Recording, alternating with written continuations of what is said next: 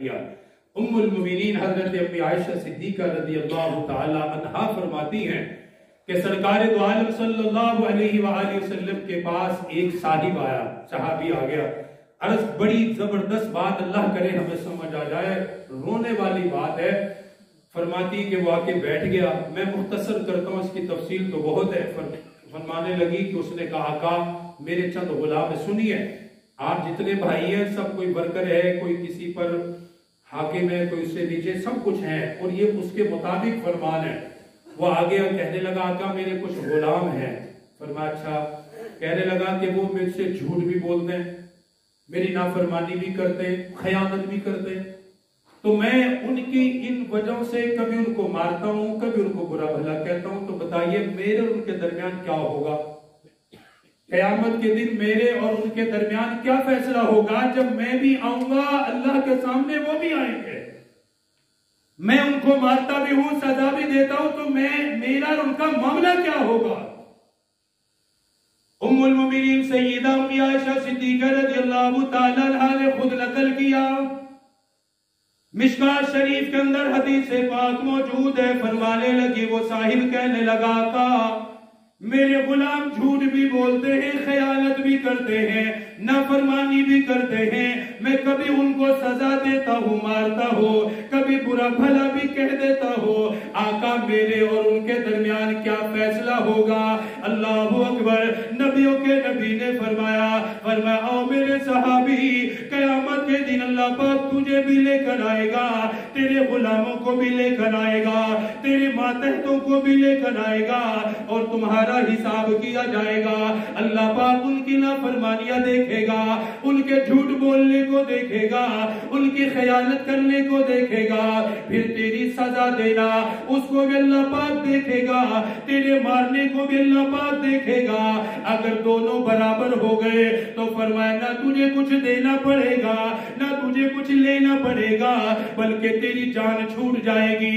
اور فرمایا اگر تیری سزا دینا کم رہی، تیری سزا کم بڑھ گئی، ان کی نافرمانیاں بڑھ گئی، ان کا جھوٹ بولنا بڑھ گیا، اللہ پاک تجھے بدلہ دلوائے گا، پھر ان کا مواخذہ کیا جائے گا، ان سے تجھے بدلہ لے کر دیا جائے گا۔ اور فرمایا اگر تیری سزا ان کی خطاؤں سے بڑھ گئی، اگر تو نے ان کو زیادہ مارا، اگر تو نے زیادہ برا بھلا کہا، فرمایا قیامت کے دن پھر اللہ پاک تجھ سے بدلہ لے کر دے گا۔ آج تو تو آقا بن گیا، آج تو نے یہ سمجھا یہ میرا غلام ہے، چاہوں تو مارو، چاہوں تو گالیاں دیتا رہو، اپنے آپ کو بڑا سمجھ کے ظلم کیا، اپنے آپ کو حاکم سمجھ کے زیادتی کرتا رہا۔ فرمایا قیامت کے دن اللہ پاک پھر تیرا مواخذہ کرے گا، اللہ پاک پھر تجھے پکڑے گا، پھر ان کو بدلہ دلوایا جائے گا۔ ام المومنین فرماتی ہے آقا مدنی نے یہ قیامت کا منظر بیان کر دیا، قیامت کا حساب بیان کر دیا۔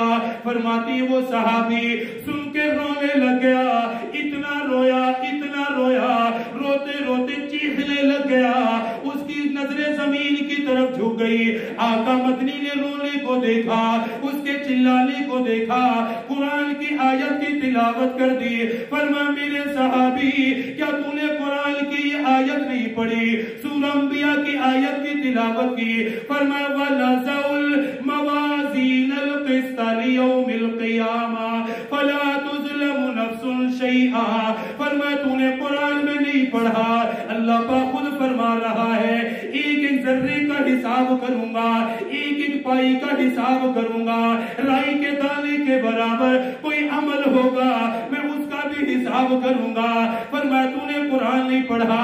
وہ رونے لگا، روتے روتے عرض کرنے لگا آقا پھر میں آپ کو گواہ بنا کر ہی کہتا ہوں، پھر میرے لیے مناسب یہ ہے وہ مجھ سے الگ ہو جائے، میں ان سے الگ ہو جاؤں، کیونکہ یہ آخرت کو طلب کرنے والے، آخرت کی فکر کرنے والے لوگ تھے۔